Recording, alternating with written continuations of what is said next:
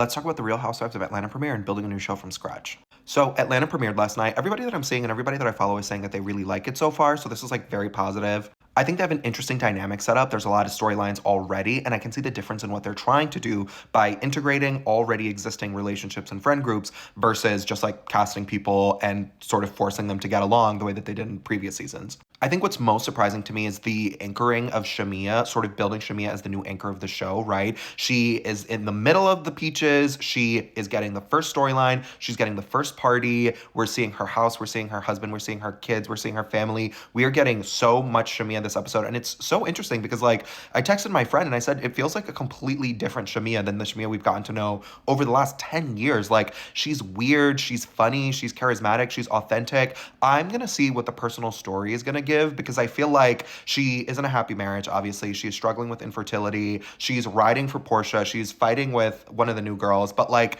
it's fascinating that we never got this side of Shamia because she was just like a friend for 10 years. And there was this weirdo underneath there the whole time.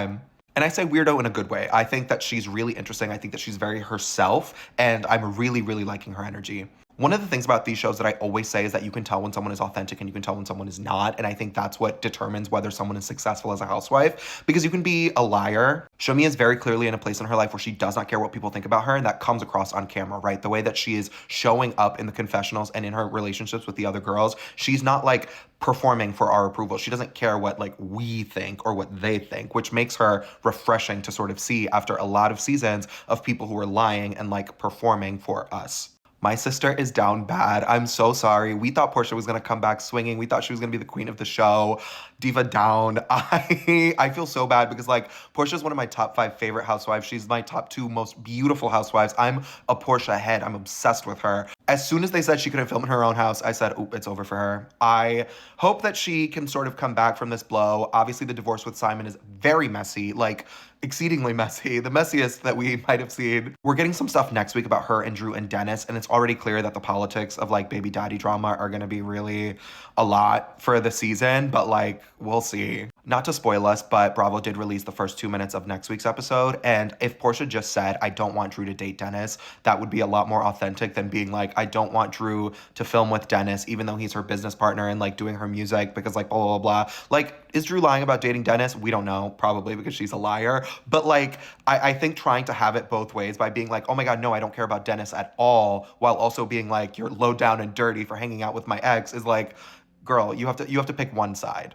Speaking of Drew, I am one of the 4 people in America that likes Drew. I think she's a liar and I think she's messy, but I have a soft spot for her. I think there is something very engaging about her. I think she's good TV. She's good TV in the way that like Mia was good TV on Potomac. Like you're watching her life crumble in slow motion and she is pretending that it's not happening, which makes her kind of fascinating to watch on screen. And I can see why producers didn't want to get rid of her. It is hard to find someone that is like captivating, right? She was an actress. She knows what she's doing. Like the fact that she was an actress and she's like a natural on camera makes it hard because like we all know she's lying. She's such a liar. I don't know if she's dating Dennis. I actually don't care if she's dating Dennis, but the fact that she's gonna stand 10 toes down and be like, Portia, you're my best friend. I would never do that to you while like dating him for the rest of this season. It's crazy. I don't have a lot to say about the new girls. I think Kelly has a good energy. I think she's interesting on camera. I will say she's coming in way too hot and people are gonna be mad at her for A, fighting with Portia, a fan favorite, and B, starting beef with an OG or like someone who's already been on the show to like get a storyline. Like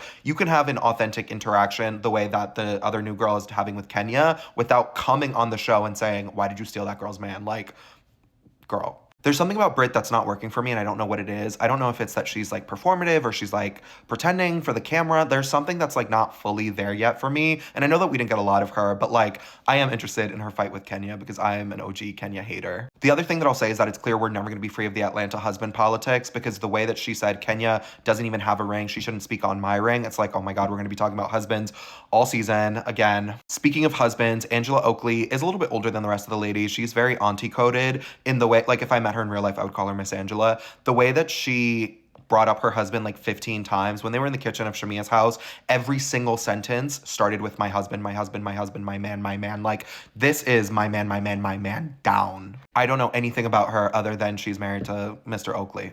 I don't know a thing about her. The last thing I'll say is that I was a little bit gagged that they demoted Kenya. They had her show up in scenes. We didn't get any solo scenes of Kenya.